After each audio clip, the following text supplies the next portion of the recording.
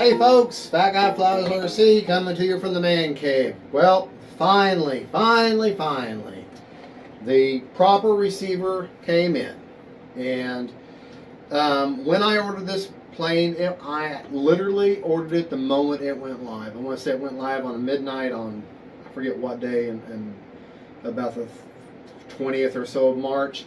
I was in the restroom at the time, on the throne, saw it go live, and immediately hit the buy button. Didn't do any research, didn't even think, saw it, said, gotta have it.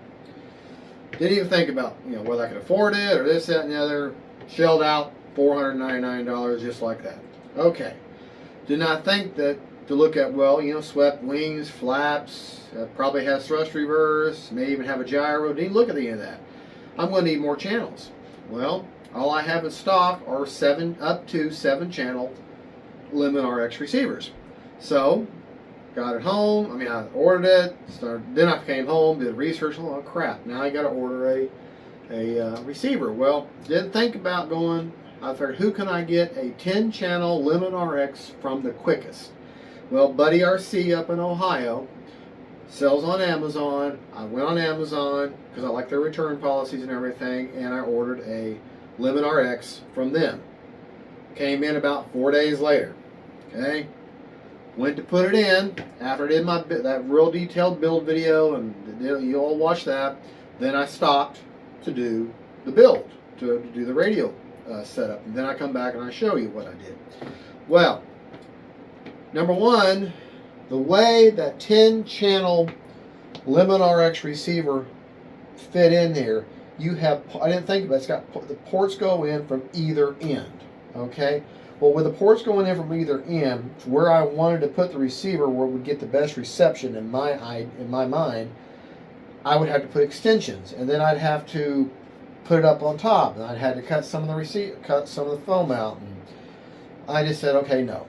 So I just put it down in there, bound it up, took it outside, and then and it would not pass a range test. I got down about 15 feet and it started glitching on me. So that particular receiver, not Lemon RX Gen 2s, but that particular receiver was a bad receiver. Would not pass would not pass a range test even at 10 to 15 feet away. So I'm like, okay, this is just a bad receiver all the way around. But this means now I've got to order a new receiver and wait another week. So that puts me even further back on the videos and all that. And so y'all know about that. Well, then I ordered a 10 channel AR10100T, which is what I have now, a 10 channel. Well, that's not what Amazon delivered. They entered a 8 channel. I'm thinking, well, I want to have all the functions. I want to be able to turn the gyro off. I want to have thrust reverse. I want to have everything available. I need a full 9 channels. That's why I ordered that. Well, then the wrong one came in the mail. So I had to send that back, and while I'm sending that back, now I'm ordered. And understand, I haven't gotten the money back on either one of the other receivers, so now I got to shell out another $109 or whatever, $119 for this one. Well, this one finally came in today, and here it is now. It's now April 2nd, but it came in on April 1st. Got it in.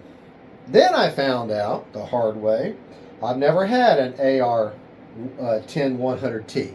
It's just telemetry, but good strong signal.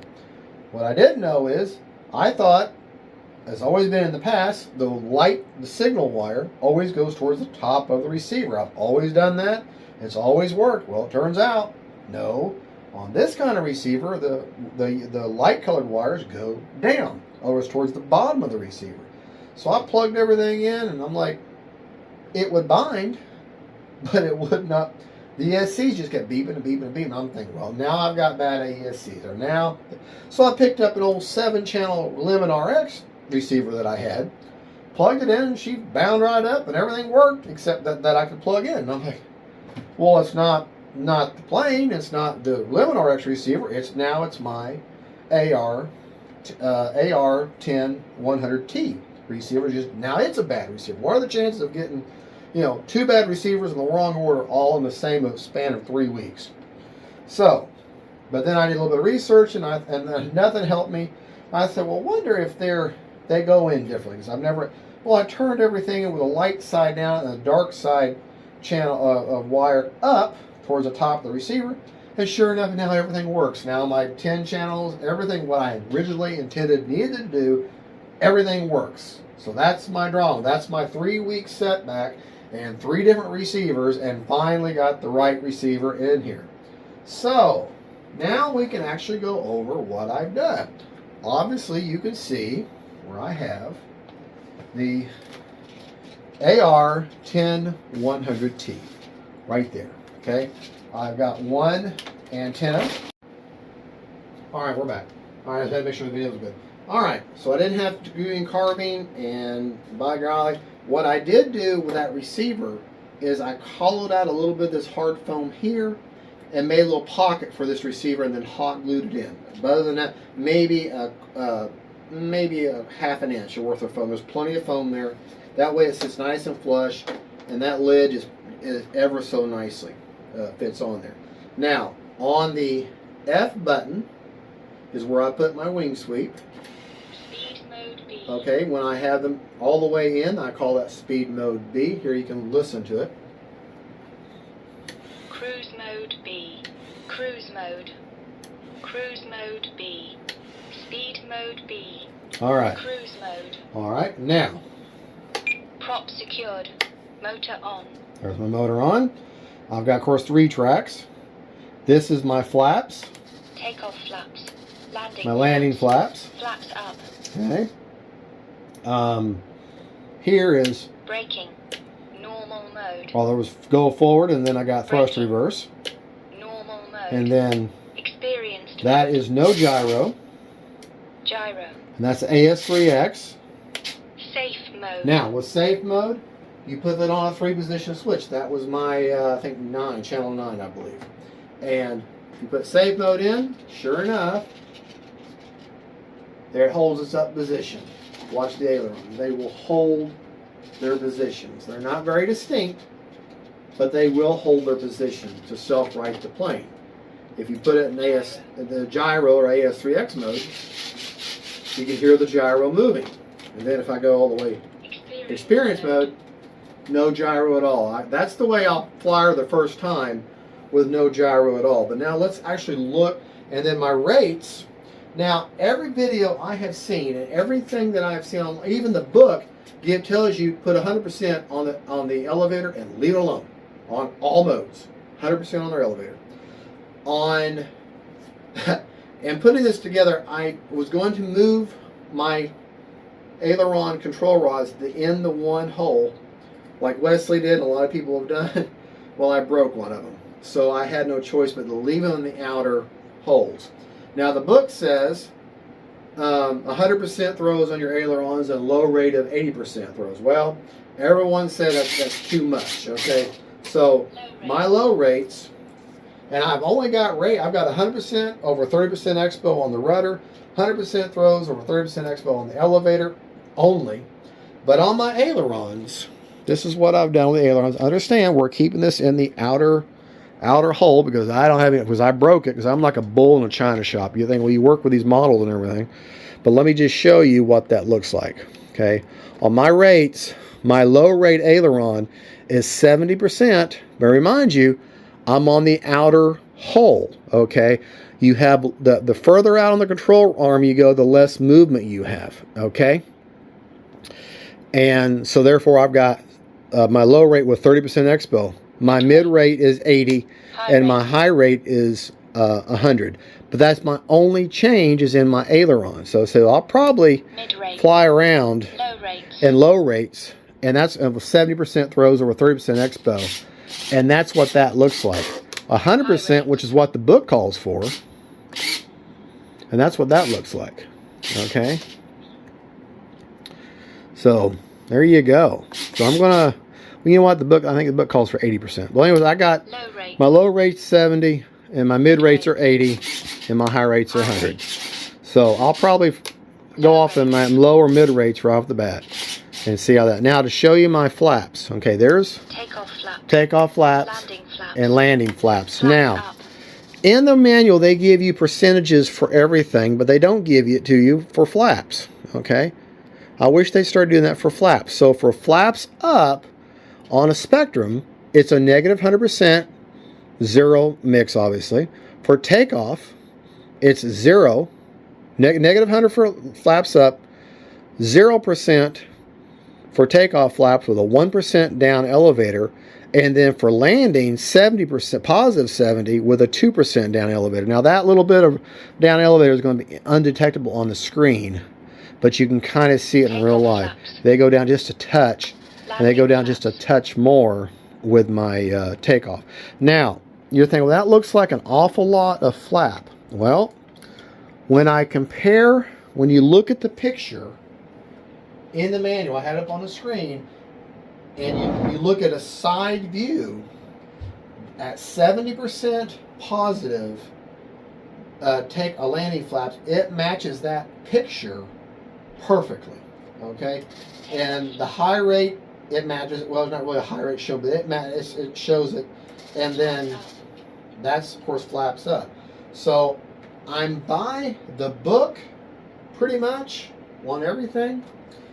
Got her all together. Went outside, do a range test, and of course now she passes range test at 110 feet. Put her in range test mode, which is low power, and 110 feet. She still didn't even lose a single bar. And then when I had her in the garage, I'm sitting there, I'm walking around her, and I hit it with my leg. Okay, hit it with my leg and ripped the nose cone. Ripped it, not the whole thing, not this. I ripped this whole part. Ripped off my leg. I'm like, it's like everything's fighting me. However, it is now April 2nd, early in the morning, 3 o'clock in the morning, April 2nd, 24. Hopefully, later this afternoon, the good Lord, and the creek doesn't rise and the wind isn't okay, we're going to actually put this plane in the air. Okay. Another nice thing about orientation, if you look right down the intakes here, with those afterburners, I can see the glow coming at me. So I don't really have to do that nose light mod, because I can see my afterburners when it's coming at me. All right, CG, I don't know the actual numbers. I want to say it's like 145 or whatever, but it's marked right there on the wing. And that's perfect right there. Okay. And let's measure it with the gear up also. Okay. Hold on the model. Okay.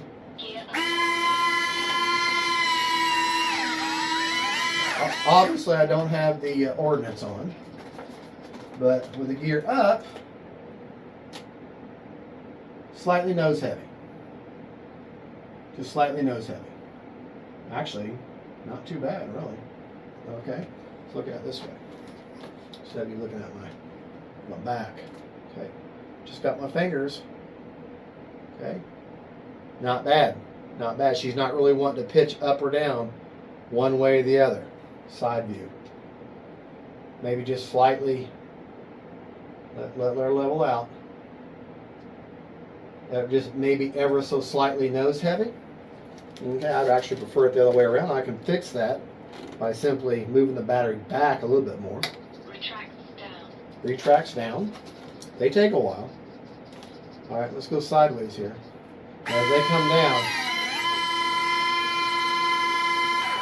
Actually, that's really great. That's the other way around. Yeah, when the retracts down, you want to go slightly nose heavy, just ever so slight. That'll assist you with the landing, and then ever so slightly nose heavier when flying. Okay, so that is perfect.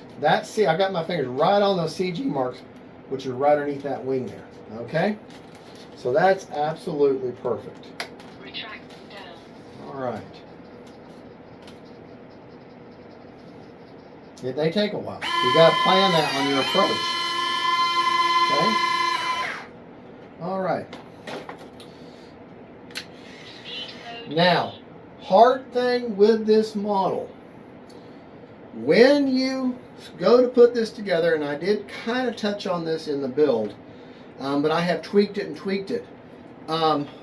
Pull your wings all the way out, then hook up those connecting rods to the servos, the thing, and make sure that each of those rods are perfectly even with each other. Mine were not, and I noticed that one wing was just a little bit off from the other. So I kept playing with them and playing with them, and then I got them equal, but then I had one flap kept catching on the inside. So then I kept playing with the inner links and the outer links, but finally I got everything working. So you may have to play with it for a little bit, but make sure that they're perfectly, that on each end of those rods they're screwed in equally on both sides, and that they exactly measure the same, and the holes measure the same from each distance from each other. Because if you don't, one wing will be slightly off, and then you'll fix that, and then the flap will catch. And I've gotten to where the flaps go perfectly down. Oh, and yeah, and the other thing, you want to set your travel to wings out, wings in to 140 on the travel, okay, for that. And that works perfectly. I did have to adjust one flap up a little bit. It was a little bit off. But then again, setting trim is like I call this bench trim. Everything appears to be perfectly level with each other, okay? However, flying may be a different story. Bench trim versus real life trim is two different worlds. Get it bench trim first, and that should give you a good starting point, like a factory CG. The factory CG is a good starting point. The other thing, if you look right here, when you connect your push rods, okay, to control your elevator, make sure you lock this in as 22 millimeters down from the top of the structure down, and that's where you want. That gives you just an ever so slight up elevator trim. That's what they recommend, and that's by the book, okay? So there you go. The only thing left to do is to fly this beautiful thing. I gave her a clear coat of Minwax. People ask me, what's the purpose of the Minwax? It's, number one, it makes it look amazing, but number two, it's just like sunscreen. Okay, for you go out in the hot sun, you get that layer of protectant. It's just more of a longer term. It's not going to wash off. It's going to slowly wear off over time. About once a year on the planes that I put the clear coat on, about once a year I'll spray another layer or paint on another layer of polyacrylic. And let me show you that product real quick. It just protects the foam. It also gives the foam a little bit of protection from like your fingernails and little minor dents and dings. Now if you hit it with a hammer, you're still going to have a big dent, but like picking at with your tails, it makes a nice, kind of a harder shell on there. And the protection versus the minuscule amount of weight that adds, the protection more outweighs that. It's like me in orientation. I'd rather have a better orientation and with extra lice instead of giving up a little bit of parasitic drag. That's a different struggle. But that's what you use. Polyacrylic clear gloss. You can either paint it on or you can get the spray cans. Spray cans are a lot less economical, but a lot easier to use. And that lid's coming off. But yeah, there you go. That is my Tomcat, F-14A Tomcat. That's my radio setup. We went over CG, went over my rates, we went over how I assign the switches. To get all the functions of everything that this model offers, you'd have to have at least 9 channels. Well, they don't make 9-channel receivers anymore. They make 6, they make 7, they make 8s, and they make 10s. They don't make 9s that I know of in the Spectrum world. Okay, so you'll have to get a 10-channel receiver. Now, I'll be honest with you, if Lemon RX made a 10-channel receiver or a 9-channel receiver where all the ports were on one end, this would be a Lemon RX receiver instead of the more expensive Spectrum. I really like Lemon RX receivers. And to show you how much, and to give you a sneak peek of something else that you're about to see me fly, move this off the side. Okay, hold on. Give you a sneak peek and to show you how much I trust Lemon RX. Pause for just a second. This is worth waiting for.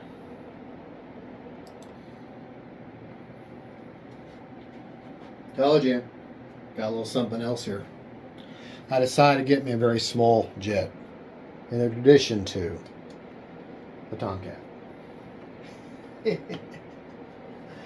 Alright, this is the MiG-29 Fulcrum. This is the reason I've waited so long on this particular jet is because, and I regret getting the Tomcat right off the bat, is because if you'll wait on FREEWING, if you see a jet that they have that they really like, if you wait, they'll upgrade it.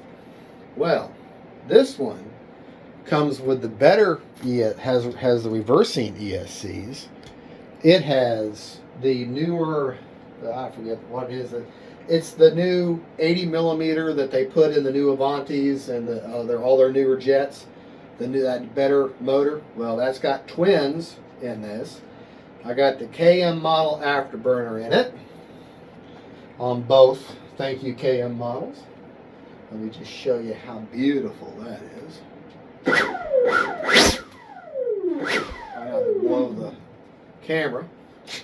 And my setup on this thing, just real simple. High rates is 100% on everything. Mid rates 90%. Low rates 80%. And that's the way I'm going to probably fly on the high rates. Takeoff flaps, landing flaps are by the book. That doesn't call for any elevator to flap mix. It's actually a very simple setup. You just need 7 channels because you have thrust reverse. And she's actually a very simple plane. The only thing you have to do is glue on the front of the fuselage. Now, CG is a trick on this. The way I'm doing it is if I'm running 5,000s, okay, I'm going to, oh man, and this, she's a big plane too. She is a big plane. Make no mistake. If I'm running the 5,000s, that 5,000 stays back here. This one's going to be in the upper tray. If I'm going to run 4,000s, I'm going to pull this one, a 4,000 forward just a little bit, and I'll have the 4,000 down here in the bottom tray. Now, my point about showing you this plane is how much I trust Limit RX. I've got a Gen 2 7 channel right here, and then I got the satellite that goes with it ran up here, taped to the side, and that's what I'm going to trust this $700, $699 plane with. So that tells you how much. And I bought those when I bought this. I bought that from Motion RC. This big, she's a big, beautiful beast. She's got some speed and power, but she's supposed to be a very every video I've seen says a very stable plane, that she doesn't need a gyro, so I'm going to run it with no gyro. I'm going to run with 5,000 and 4,000s. Like I said, I'll put the 4,000 in the tray and move the 4,000 a little bit further forward. When I'm running 5,000, I'll have the 5,000 up here as far as I can get it where the can. I had to carve a little bit of foam out, but there's plenty of foam. Forget that. You kind of have to, like B.D. Williams said, or B.D. Tennessee says, you kind of have to massage your lid down. Be careful, your wires get in the way, like that stuff there. But yeah, you kind of have to massage everything down, but it will fit down there. Just have to kind of be purposeful with it. I'm going to fly her with a vortex right off the bat. I've got one antenna coming out here, one on this side, and then the satellite antennas on this end. One going one way, one going straight. So got 4 antennas, and yeah, pretty simple bird, very simple setup. Actually, much easier than the Tomcat.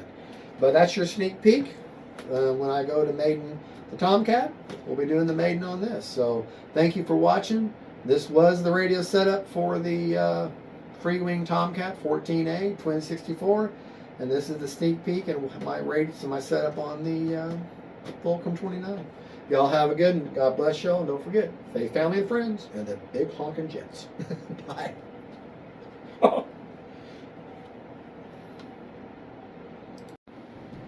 Real quick, I'll put this in the video. On that Fulcrum, my point was about if you wait on FREEWING planes, let them upgrade them. The first editions had 17 gram servos for the elevator. And everybody said, and they said, well, if you want to upgrade to 30-gram servos, we recommend it, and this is how you do it, but you got to pay for them. That's what's in this plane. The Fulcrum comes with a big 30 honking gram servos already installed. Also the thrust reverse, also the better ESC, also the better motor. So now's the time to buy the Fulcrum. If you were on the bench about buying the Fulcrum, now's the time to buy it. They've done all the upgrades that they should have done in the first place. So sometimes my point is that sometimes if you wait on a plane, let it come out for a little while, let it have a couple of reiterations, and then get the improved version. So y'all have a good, and God bless y'all. Bye-bye.